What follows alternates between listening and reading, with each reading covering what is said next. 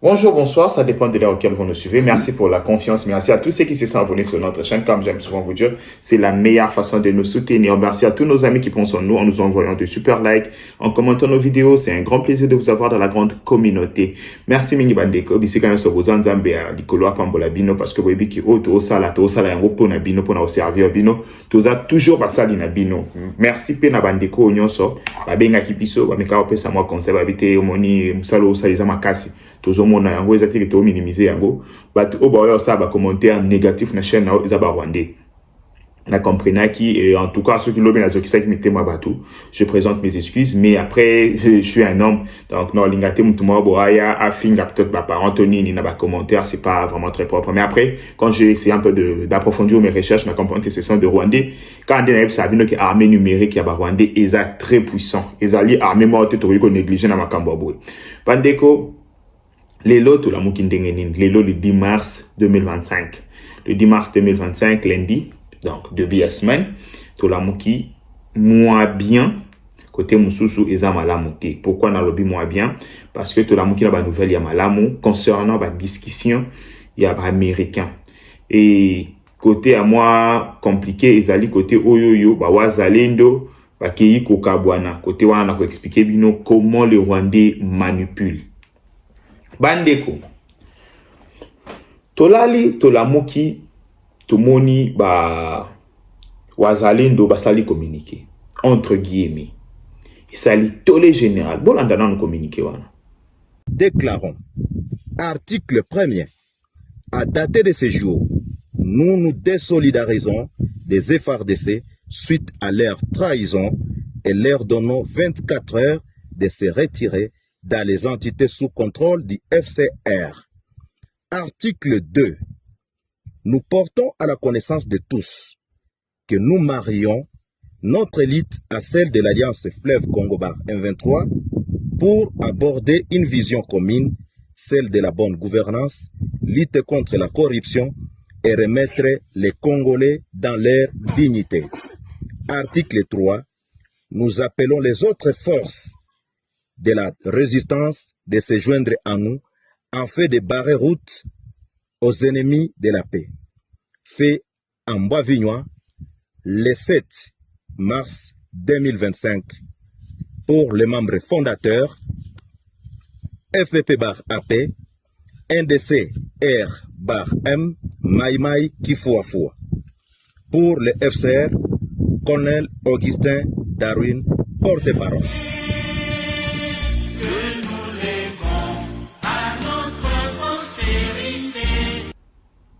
Bandeko bomoni batu oyo baza ko se présenter lokola ba résistant ba patriote que non ba kabwani ba ko défendre sous le président de la République te ba ko sala boité tolé général et pas batu nyonso panique ekoti panique tango koti oh position so me batu ba uti wapi baza banani tango to sali ba recherche tu peux comprendre que baza ba faux patriote. Donc, Rwandais alinga koti sa panique na kati ba Congolais akei ko créer ba faux patriote. Donc chaque jour on a ebisa bino ki bandiko moni le temps to la la to fingana. Exactement au ba Rwandais ba penser ndenge nini ko contourner ba sanction. Et ndenge nini bazo sala po ba contourner ba sanction bandiko. Ba Rwandais balingi ba congoliser conflit. Ba ebike soki ba meki ko pousse sous ba pion comme ils le font na ba sanction baza nango et ko simba les sociétés sur le plan militaire baza épuisé qu'est-ce qu'ils vont faire ba lingi ba recruter ba groupe armé local ceux qui bolandi bien o ezali premier faction et s'allier na bangote bokolanda ceux qui ba biloko ya ba nyamulenge oyo ya makanika bango pe basaliaka na M23 et là, comme se peut yango esalier na M23. Baza ba faux patriote mutoko sabinote pour na yoti bato ba olela uba zambe aba wazalendo batiki Félix tokosuka wapi awa bo eza lokuta. Pourquoi na sabino eza lokuta? Parce que le vrai wazalendo reconnu ba sali communiquer. Bon andana nous communiquer à ba vrai wazalendo. Nikusema kama les volontaires pour la défense de la patrie, les FARDC, iko na nguvu. Déclaration officielle des volontaires pour la défense de la patrie, VDP. À l'occasion de l'adhésion du FCR bar FPP de M. Cassiano Kabido à l'Alliance Fleuve Congo M23 bar Rwanda, les commandements des volontaires pour la défense de la patrie voudraient éclairer l'opinion tant nationale qu'internationale, ce qui suit. 1. L'adhésion de M. Kabido et sa bande à l'idéologie du Rwanda n'est pas pour nous une surprise, car leur président du mouvement, M. Désiré Ngabo Kisuba, avait déjà franchi le premier pas dans cette adhésion-là. 2. Le vrai patriote résistant, volontaire pour la défense de la patrie, avait déjà alerté sur l'appartenance de ce monsieur et toutes leurs bandes à la coalition du mal, soutenue par le Rwanda. Tous les volontaires pour la défense de la patrie du Grand Nord ne partagent pas l'idéologie de M. Kabido. Ceci s'explique par le fait que 1. M. Kambale Cassiano Di Kabido n'est pas soutenu par tous les VDP. 2. M. Désiré Ngabo Kisuba ainsi que M. Mapenzi Lukue Di Mike ne sont pas soutenus par les VDP. Les commandements des volontaires pour la défense de la patrie, dirigés par le lieutenant-général Guido Chimirai Mouissa, voudraient apporter à l'opinion nationale et internationale ce qui suit. 1. M. Kabido et son FCR sont seuls et n'ont jamais été soutenus par les volontaires pour la défense de la patrie. 2. Tous les patriotes volontaires pour la défense de la patrie sont rangés derrière l'idéologie du chef de l'État, son Excellence, M. Félix Tshisekedi Tshilombo, et n'ont jamais abandonné leur bonne volonté de soutenir la patrie. 3. Le vrai VDP ne céderont jamais ni à la manipulation, moins encore à la sollicitation de l'ennemi, car la RDC restera une et indivisible et toujours protégée par ses filles et fils. Nous demandons à cet effet à toute la population de rester vigilante et continuer à soutenir les VDP ainsi que les FARDC. Nous encourageons la position du chef de l'État, commandant suprême, de ne jamais négocier avec les terroristes, ne jamais trahir le Congo, la patrie ou rien. Faites à Pinga le 9 mars 2025, signé le lieutenant-général Guido Chimirai Mouissa, que je représente en tant que porte-parole. Merci.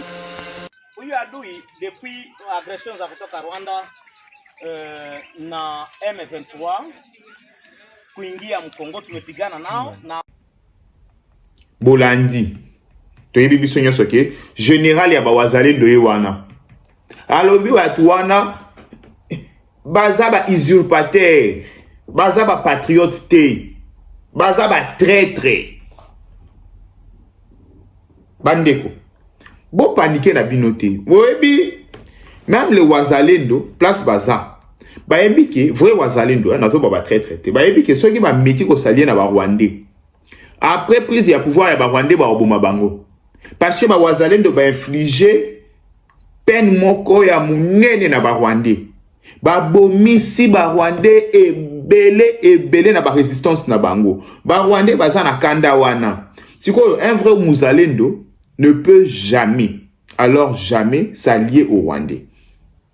Nalobi boy, muzalendo place oza, wazalendo soki osalien na Rwandais ezake tangu bako gagner soki ba gagner bako boma bino, parce que ba yebi ke bino bako pesi bango pasi makasi au moment où FARDC anda ko déposer mundu kazo kima wazalendo bandaki ko bunda bango ba bandaki ko somba déjà terrain en avance. Il se disait que ba obunda te ba okoma bako zo mabele mbala moko bazo kutana na résistance na bino ba wazalendo yango ba lobi ça va vome ba cha bino pembeni na bango ba utiliser bino après se venger tout tibabo sana kalikambute bandeko tout aza le roi nzoko soko zokisi ye akozwa yo kaka sikoyo boko luka boteka pona bino moins cher bongo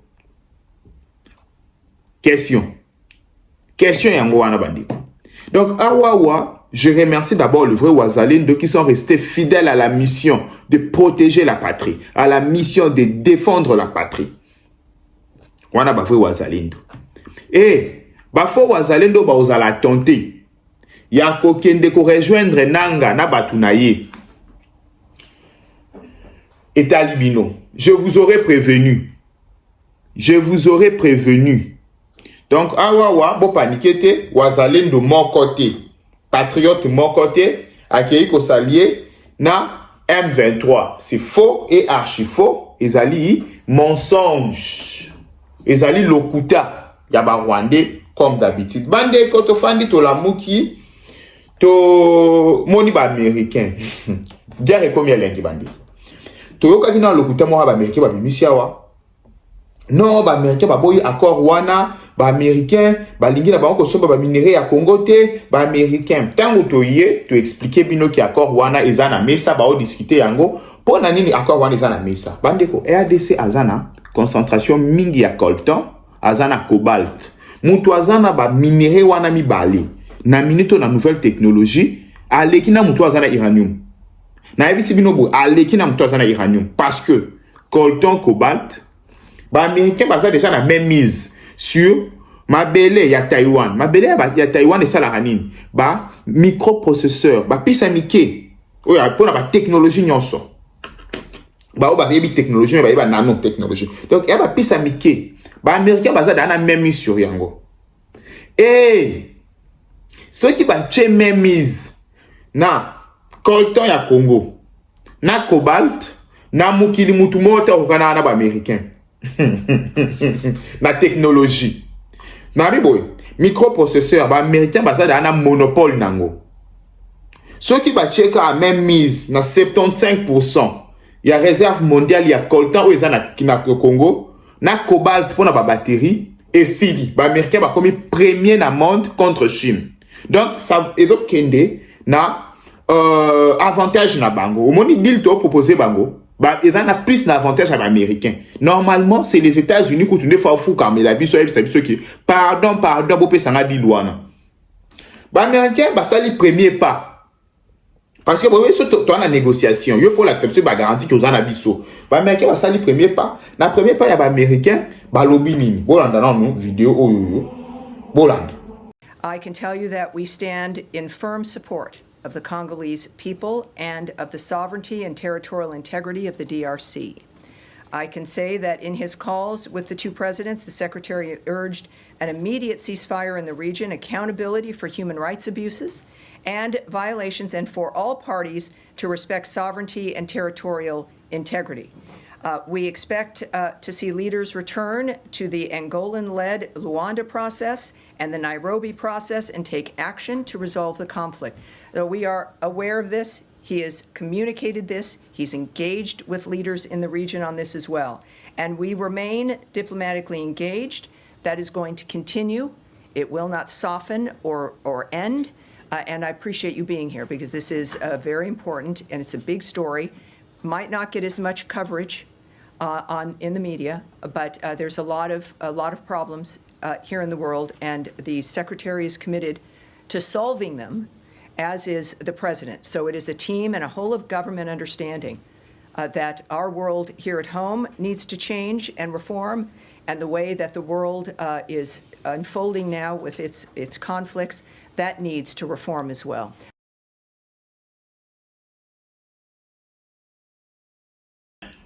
Ba américain ba lobby que tito lo ba makambu ya paix alors ils en anglais tito lo makambu ya paix na Congo et ça ba aventure te toza pena sincère parce que paix na Congo ils ont reçu ya li yoto te des ara na kala ya moi paix moko ya muke kimia moko ya muke bufandi moi 5 ans ba bimise bino kunda batwari moi kimia moko ya muke bufandi moi 5 ans ba bimise bino Bosco Tanganda moi kimia moko ya muke bufandi moi 5 ans ba bimise bino Makenga moi kimia ya muke bufandi moi 5 ans ba bimise bino Nanga non ba américain ba lobby tout bango ba luka kimia ya libela.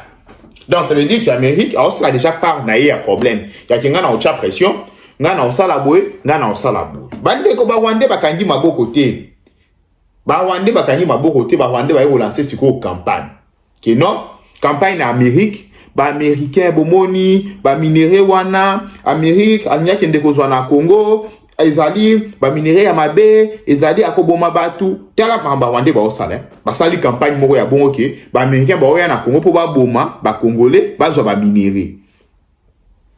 Awa wanaza kosenga premier ministre na ministre na biso ya affaires étrangères bo contacter des journalistes oyo na opé sabino ba kombo na bango na Amérique bango ba sale la biso lobbying monika a des journalistes on a chef photo moko kombo na Tucker yaka Tucker Carlson journaliste wana asale la biso lobbying ye ekozala bien bande ko muto yo kasoni te tozana bitumba ye ya lokola ye a lui seul ya lokola bombe atomique toko ye soki asale libiso lo bing bande ko opinion américain yo kakaye yami balé bo contacter oyo Mario Naufal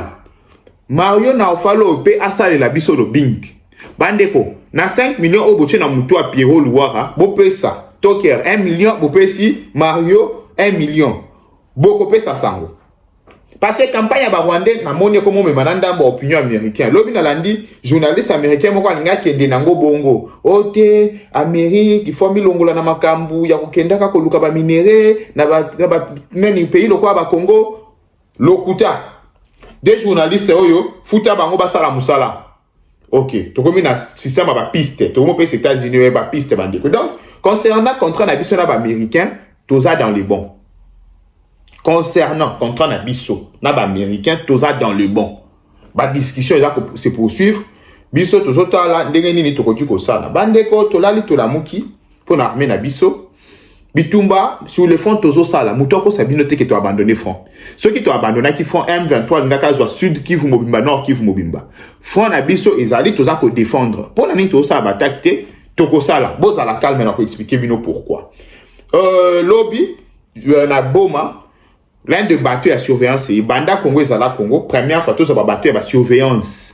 Normalement, tous sont bien au 7. Mais, mon yaki, misou se zan anzela. Bateau pour la surveillance, il y a fleuve, pour l'armée. Bolanda.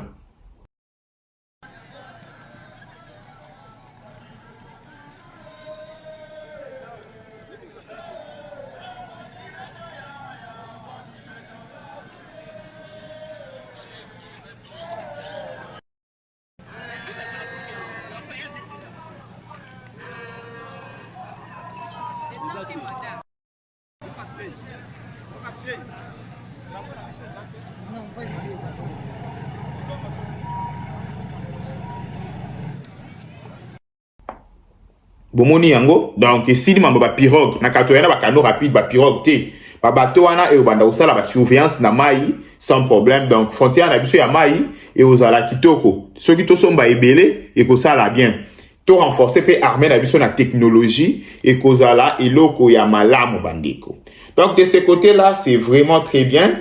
OK bandeko na solo na bino lo moko très important concernant ba campagne ba Rwanda ba lancer bandeko. Bomoni, toi na bitumba. À chaque fois, bitumba ezako évoluer, il faut bisepeto s'adapter à la stratégie. Awa nazako senga bakonzi, ba dirigeant ya Congo, surtout ministère ya jeunesse. Ministère ya jeunesse est là limingi. Na éviter pourquoi est là limingi mais j'ai l'impression que il y a un ça ne va pas. Il y a un ça ne va pas dans ministère ya jeunesse. Donc, au senti ba lali trop. Il faut moi, kocha moi, balali trop. Bola moussaba jeune. Bocha ba moyen en jeu. Tozan attend de guerre. N'attend de guerre, c'est un moyen pour nous la guerre. Donc il faut faire ça. Parce que si on met pas de moyens en jeu, on peut pas faire la guerre. C'est ça le problème. On ne peut pas faire la guerre si on ne met pas les moyens en jeu. Donc il y a ça là, tout très sérieux nabiso, tout s'organiser, tout répondre à l'attaque ya Rwandais. Bande ko Rwandais baza efficace. Bon meka ko minimiser bangote. Erreur to commettre pendant 30 ans, c'est minimiser les Rwandais. C'est minimiser ce que font les Rwandais. Ils sont forts. Ils sont forts et efficaces. Et la seule moyen de les contrer, c'est de la peine puissance venant de notre part. Donc, pour continuer dans la campagne sur le monde, parce que côté la journée, mon côté, sans que publier en faveur de la RDC. Au monde, côté mon bateau fin la RDC, qui est de défendre. Et comme il peut devoir, on a besoin de se trouver dans Wazalindo. Partout, mon bateau fin la RDC qui est de défendre. Ça sera une bonne chose. Mais bon, fin gâté, parce que Ezali, éducation à malamouté. Merci Mingi Bandeko, ici quand on Bolanda. Biso ezali quelques analyses d'informations tout ça qui nous journée à l'élo. Na profité na pe sambote na Bandeko nyon savoir soutenir biso Mingi Mikindeko. Marc Francisco, nanze munaye kitoko DMO, bokendeko consommer yango, ezali vraiment kitoko pona makambo ezole kana na Congo. Merci Mingi Bandeko, nzambe apambola bini.